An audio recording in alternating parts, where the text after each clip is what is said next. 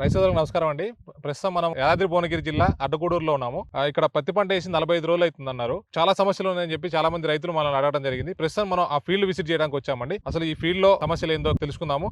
మనతో పాటు agriculture BSc చేసిన రేవంత్ గారు మనతో పాటు వాళ్ళంతా ఎక్స్ప్లెయిన్ చేయడానికి జరుగుతుంది. సార్ నమస్తే అండి.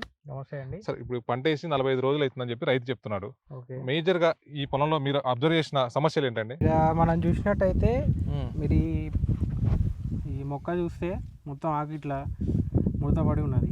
సో మెయిన్గా మనం పత్తి మొక్కలో చూడాల్సింది ఏంటంటే పేనుబంక, పచ్చదోమ, తామర పురుగు ఈ ఫస్ట్ స్టేజ్లో వస్తాయి మనకి. ఆ మూడు మనం ఎట్లా గుర్తించాలంటే పత్తాకి ఇట్లా వెనక్కి తిప్పి చూడండి.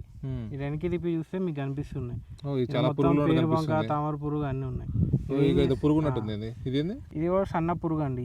ఈ పురుగు ఏం చేస్తుంది అంటే ఈ కొమ్మలు ఉన్నాయి కదా, ఈ కొమ్మలు లేత కొమ్మలు, ఈ లేత కొమ్మలు ఇది ఉన్న బొక్క పెట్టి దీన్ని మొత్తం రసం పీల్చేస్తుంది. ఆ రసం పీల్చడం వల్ల ఈ కొమ్మలు అనేవి డెవలప్ కావు కాబట్టి ఆటోమేటిక్ మనకు పూత కూడా రాదు.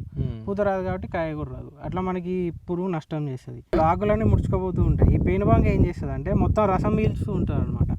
ఈ ఆకులు మొత్తం ఇట్లా మంచిగా పచ్చగా కనిపించేసరికి అవేంటి మొత్తం రసం పీల్చుతూ ఉంటాయి కాబట్టి రసం పీల్చడం వల్ల ఇట్లా ముడత పడిపోతూ ఉంటాయి. ముడతపడి అయితే చెట్టు మొత్తం చచ్చిపోతుంది. ఇక దీనికి పరిష్కారం మన సినర్జీ అగ్రోకెమికల్స్ వారి కీసిన్ అని ఉంటుంది.